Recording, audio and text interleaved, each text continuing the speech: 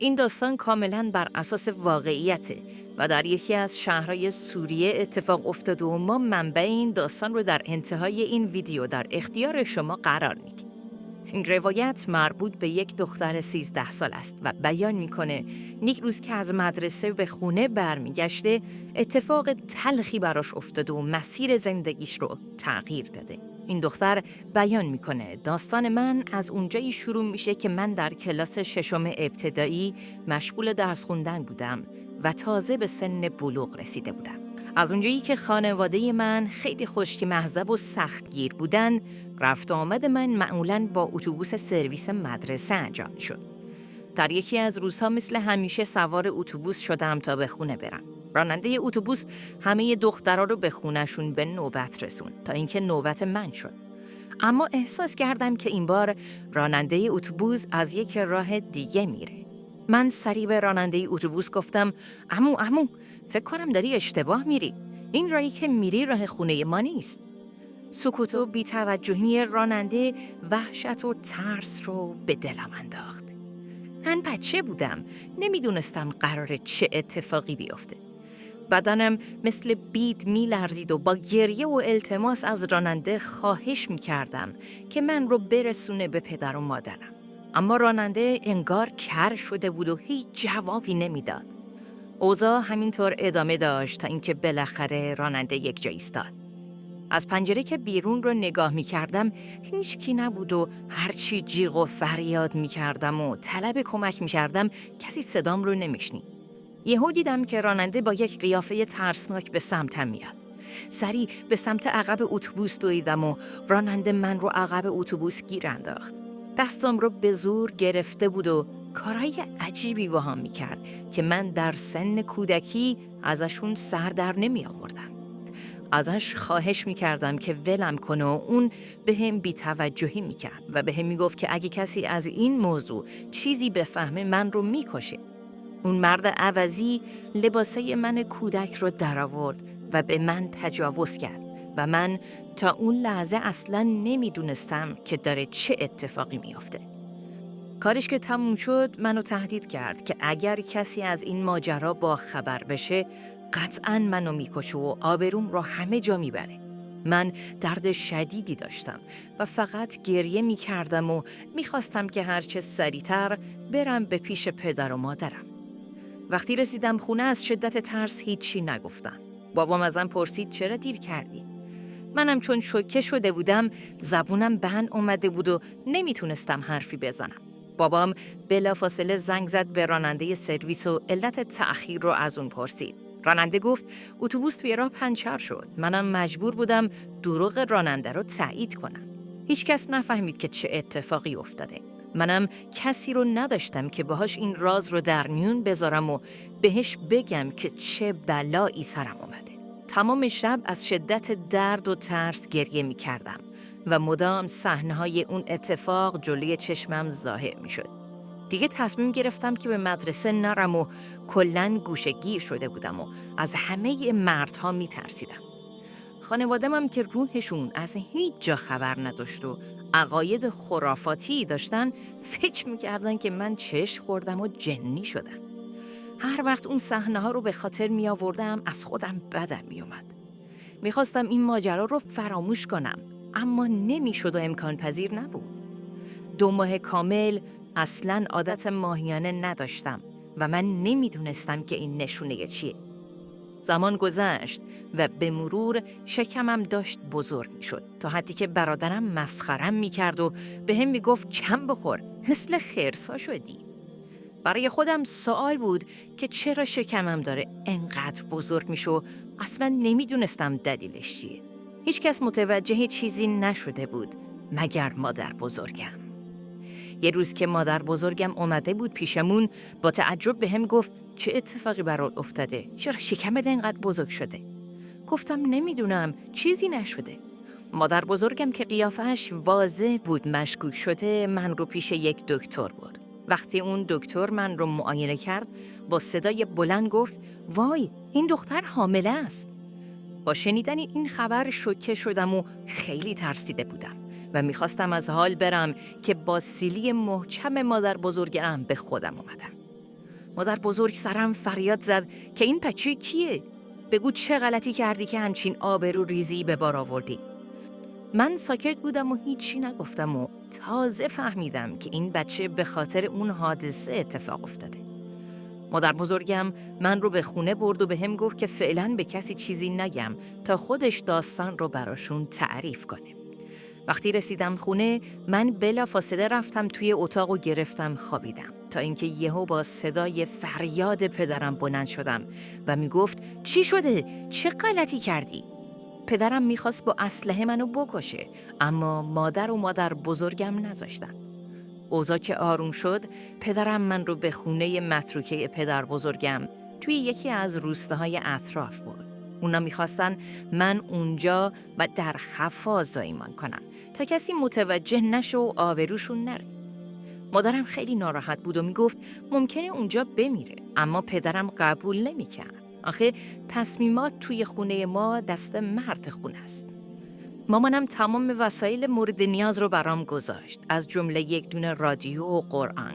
بعدشم پدرم بدون اینکه با من حرفی بزنه و بخواد بدون چه اتفاقی افتاده من رو به خونه متروکه پدر بزرگم برد. یه عالمه غذاهای مورد نیازم رو برام خریدن و بعدشم در رو از پشت بستن و با چند تا قفل خیال خودشون رو راحت کردن تا نتونم فرار کنم. اونجا کاملا متروکه بود و پر از گرد و خاک. من از تنهایی میترسیدم و وقتی شب شد و تاریکی خونه رو فرا گرفت ترس من چند برابر شد. چون خونه خیلی وقت بود که خالی بود، برقم نداشت و عملاً رادیو به کارم نمی اومد. برای همین چراغ قوام رو از توی کیفم در آوردم و شروع به خوندن قرآن کردم تا فضا از اون سکوت خارج بشه و تا حد زیادی ترسم بیست و احساس اطمینان کم کم به سراغم اومد.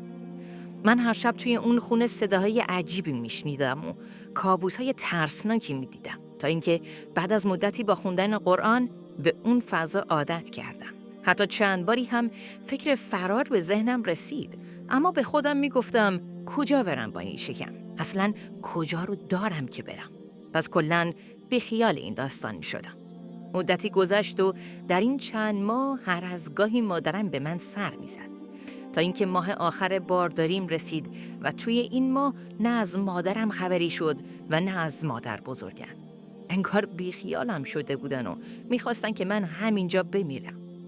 در یکی از روزها وقتی وارد یکی از اتاقهای خونه شدم تا از پنجره اون به بیرون نگاه کنم و نور خورشید بهم بخوره، وقتی در حال نگاه کردن به بیرون بودم دیدم یک ماشین جلوی خونه ایستاد و چند تا جوان از اون ماشین بیرون آمدن.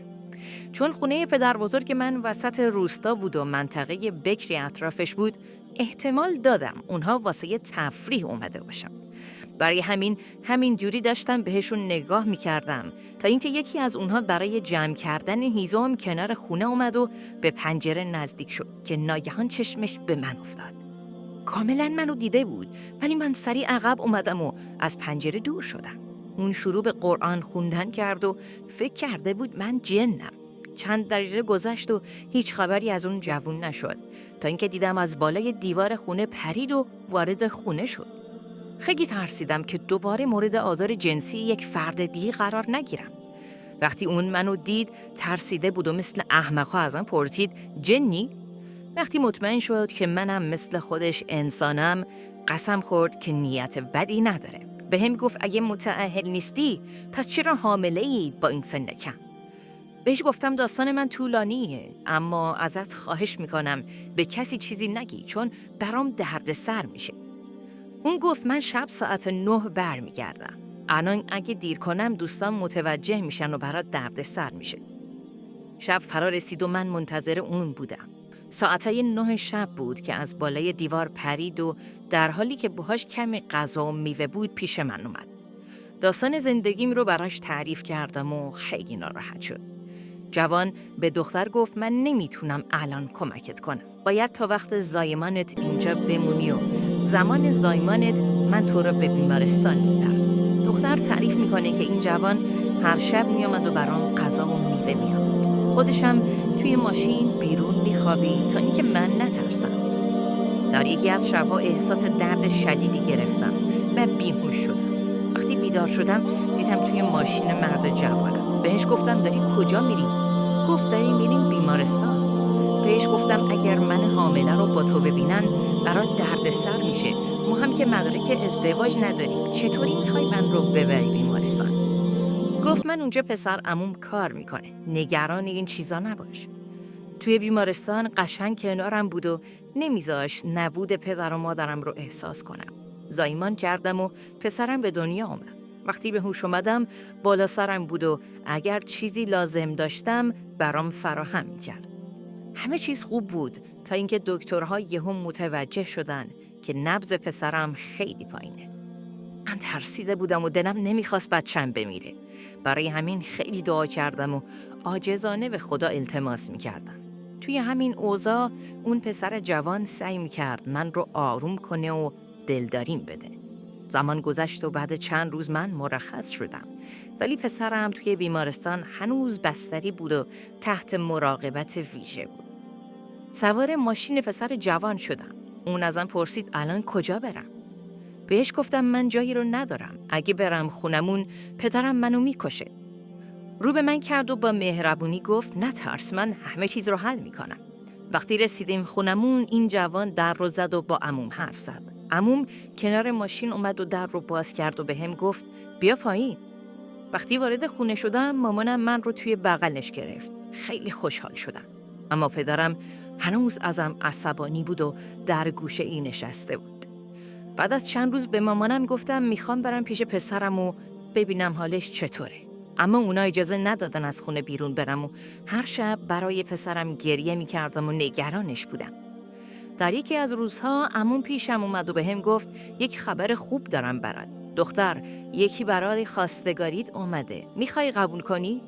گفتم آره. من فقط میخواستم از این حالت زندانی بودن خارج بشم و پیش پسرم برم. یک مراسم کوچیک خواستگاری شکل گرفت و ما به خاطر عقاید مذهبی خانواده‌مون اجازه نداشتیم قبل از خوندن خطبه عقد همدیگر رو ببینیم. برای همین من سریع رضایت دادم و عقد جاری شد و وقتی توی ماشین داماد نشستم و صورت داماد رو دیدم خیلی خوشحال شدم. همون پسر جوون اومده بود و من رو گرفته بود. اون داشت من رو به خونه جدیدمون می‌برد ولی من ذهنم سمت پسرم بود و می‌خواستم ازش درباره پسرم بپرسم. اما می‌ترسیدم که بهم بگه پسرت مرده. توی همین جنگ روانی با خودم بودم که من رو جلوی یک آپارتمان رسوند و به من فرصت حرف زدن نداد و رفت و من دیدم و هزار تا فکر و خیال. وقتی رفتم بالا انقدر خسته بودم که همونجا روی مبل خوابم بود. اما وقتی بیدار شدم دیدم پسرم کنارمه. خیلی خوشحال شدم و اون لحظه بهترین لحظه زندگیم بود. اون جوون به هم گفت بلند شو بریم ثبت احوال که ازدواجمون رو رسمی ثبت کنیم و برای این بچه شناسنامه بگیریم وگرنه در آینده دچار مشکل میشه. دختر داستان ما میگه من با این مرد بهترین زندگی رو تجربه کردم و تمام دردهایی که کشیده بودم رو برام جبران کرد و ما اکنون 5 فرزند داریم که پسرم از همه خوش اخلاق‌تر و مهربون‌تره و مرد زندگی من هیچ فرقی بین پسرم و فرزندانش نمیذاره. من اکنون بهترین زندگی رو دارم و خیلی خوشحالم. اما تنها چیزی که من رو اذیت میکنه پدرمه که اون هم هنوز با هم حرف نمیزنه. انگار من خودم این کار رو انجام دادم و مقصر اصلی منم. امیدوارم که در یکی از این روزها پدرم منو ببخشه و با هم حرف بزنه. اما در انتهای داستان شما به ما بگین که اگر خدایی نکرده شما جای پدر دختر بودین چه واکنشی داشتین و آیا دخترتون را از خودتون طرد میکردین یا نه؟ با تشکر که تا آخر این ویدیو با ما بودید. اگر از این دونه ویدیوها خوشتان میآید حتما ویدیو را لایک نموده و چینل را سابسکرایب کنید تا ویدیوی دیگر. خدایا را نگهدارتان.